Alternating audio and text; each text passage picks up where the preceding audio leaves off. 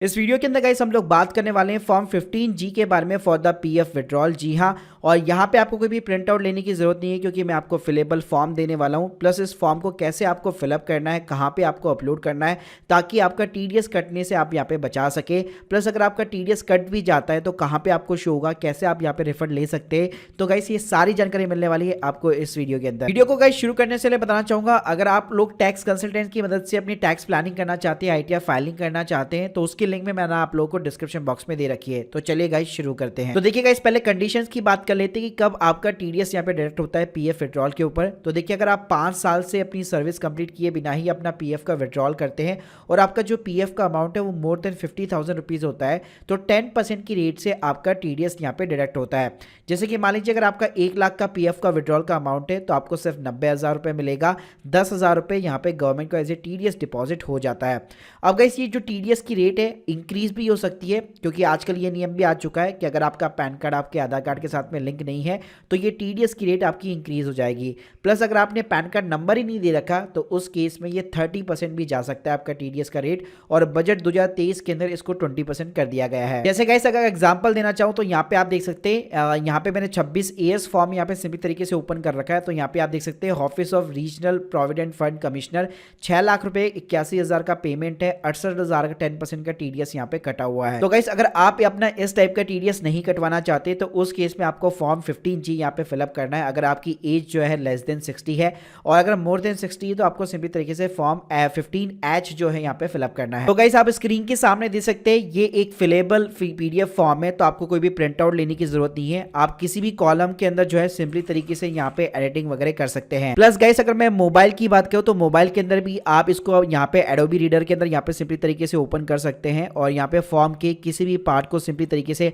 Edit वगैरह कर सकते हैं। इवन गाइस अगर आपको सिग्नेचर भी करना है तो यहाँ पे आपको फील एंड साइन का भी बेसिकली ऑप्शन देखने को मिल जाता है। तो यहाँ पे गाइस आप सिंपली तरीके से इस फॉर्म के ऊपर विदाउट प्रिंट आउट लिए सिग्नेचर वगैरह भी कर सकते हो। चलिए गाइस अब बात करते हैं इस फॉर्म को आपको कैसे फिलअप करना है। तो सबसे पहले यहाँ पे आपको नेम ऑफ असेसी के अंदर अपना पर्सनल नाम डालना है, अपना पैन नंबर डालना है। स्टेटस के अंदर गाइस यहाँ पे आपको इंडिविजुअल रखना है हमेशा। फिर गाइस आता है प्रीवियस ईयर। प्रीवियस ईयर का मतलब होता है सिंपली फाइनेंशियल ईयर। तो फाइनेंशियल ईयर अभी राइट नाउ जो है अप्रैल 2023 से लेकर मार्च 2024 तक चलेगा, जिसको हम लोग 23 और 24 बोलेंगे। तो सिंपली तरीके से आपको वो इंसर्ट करना है।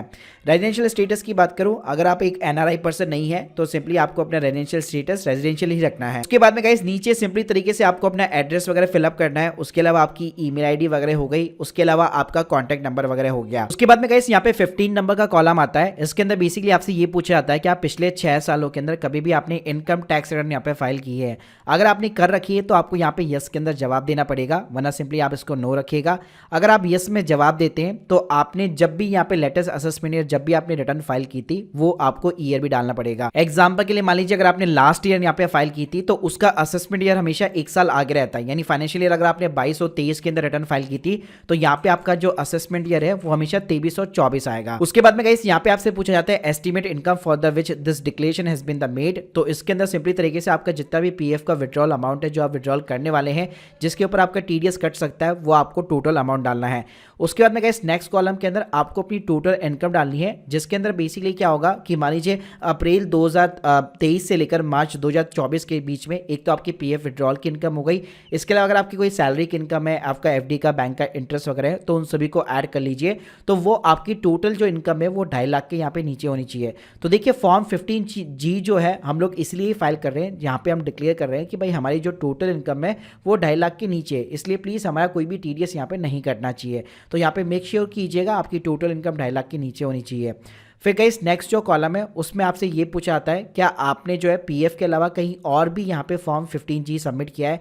एग्जांपल के लिए मान लीजिए बैंक के अंदर आपने अगर एफडी करा रखी है तो उस पर 40,000 से ज़्यादा का इंटरेस्ट अगर आपका आता है तो वहाँ पे भी आपका टीडीएस डिडक्ट होता है।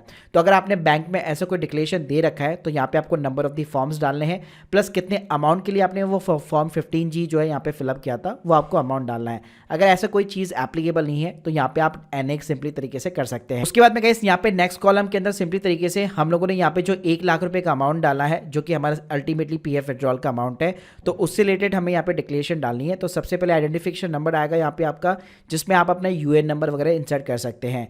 नेचर ऑफ द इनकम के अंदर पीएफ विड्रॉल आ गया। सेक्शन की बात करो तो 192A आ गया, plus amount of the income, जो भी आपका पीएफ विड्रॉल का अमाउंट है, इनकम है, वो सिंपली तरीके से आप यहाँ पे डाल सकते हैं।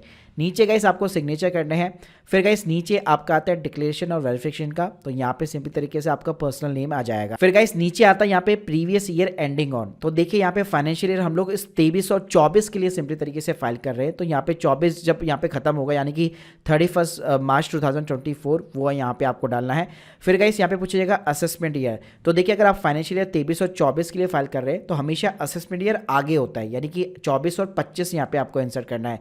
सेम चीज़ गाइस यहाँ पे आपको 31 मार्च 2024 डालना है, और सेम चीज़ यहाँ पे आपको 24, 25 जो है असेसमेंट ईयर लिखना है। फिर नीचे गाइस आपका सिंपली तरीके से प्लेस आ जाएगा, फिर आपकी डेट आ जाएगी, और नीचे यहाँ पे आपको सिंपली सिग्नेचर करना है। इसके अलावा गाइस इस फॉर्म के अंदर पार्ट सेकंड भी होता है, लेकिन आपको ये फिलअप करने की जरूरत नहीं है। आपको सिंपली जो पार्ट 1 था वही फिलअप करके सिंपली तरीके से अपलोड करना होता है। अब गाइस अपलोड कहाँ करना होता है, तो यहाँ पे आप देख सकते हैं, मैंने जब यहाँ पे पीएफ विड्रॉल का प्रोसेस पूरा आपको बताया था, जहाँ पे मैंने बताया था कि जब आप ऑनलाइन रिक्वेस्ट डालते हैं तो यहाँ पे आप स्क्रीन के सामने दे सकते हैं, यहाँ पे फॉर्म 15G का आपको सिंपली तरीके से ऑप्शन मिल जाता है। तो आपकी जो पीडीएफ की फाइल है उसमें 1 MB की नीचे होनी चाहिए, उसको सिंपली तरीके से आप यहाँ पे अपलोड करवा सकते हो। तो देखिए गाइस, अगर यहाँ पे मैं कंक्लूजन देना चाहूँ तो अगर आप अपना टीडीएस डिडक्ट नहीं करवाना चाहते तो आप फॉर्म 15G यहाँ पे फाइल कर सकते हो, लेकिन ध्यान रखिएगा आपकी टोटल इनकम 2.5 लाख के नीचे होनी चाहिए।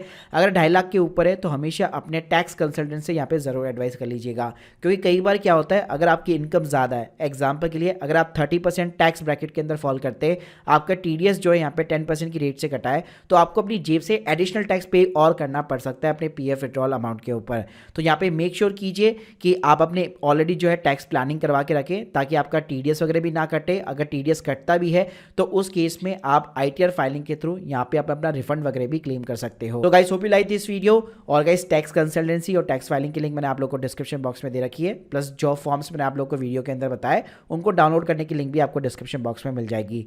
बाकी अगर आप लोग के कोई भी डाउट्स है कमेंट बॉक्स के अंदर जरूर बताइए। Thank you guys, thank you very much.